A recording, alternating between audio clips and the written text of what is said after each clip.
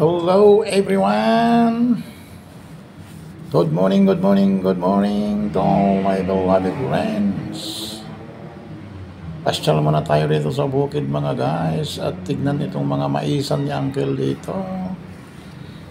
Pasyalan natin itong mga tanim ni Uncle na mais. Ito. Mayroong kapiranggot dito na maisan ni Uncle. At malalaki na mga guys.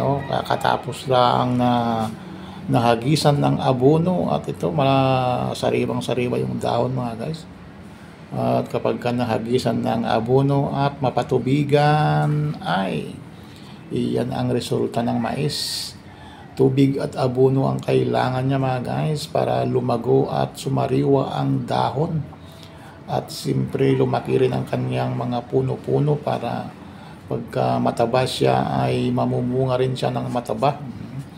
Ganyan talaga ang mais mga guys. Kapag mataba ang puno, mataba rin ang bunga. Kapag payat ang puno, payat din ang bunga. Kaya kailangan malagyan ng abono, mapatubigan. Dahil yan ang kailangan ng mais sa bukid mga guys. Abono at saka tubig.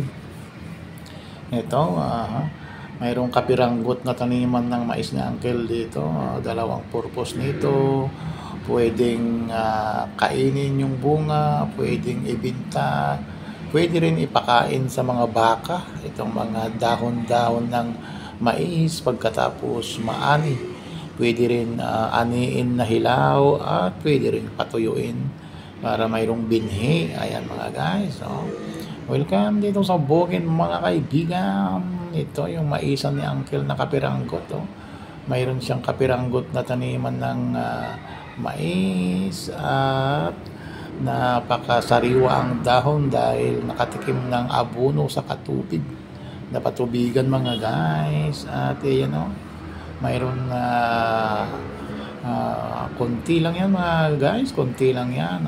Pagka pinakain sa mga baka yan. Saglit lang ubusin ng baka yan. Pero papamungain muna ni Uncle itong mais mga guys para pwedeng kainin ng tao yung bunga, pwede rin kainin ng mga baka yung mga dahon. Ayan. Kaya shout out tayo sa mga friends and viewers natin dyan nanood sa aking video. This is my video for today mga guys. This is my video for today. Buhay-buhay natin sa probinsya. Buhay-buhay natin dito sa bukid. Ay tanim-tanim lang tayo ng mga mais. Ayan mga guys, tanim ng mais si Uncle.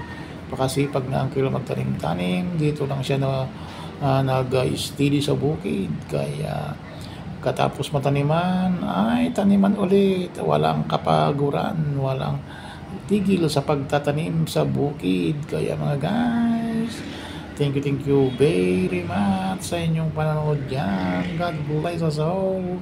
And more blessing everyone.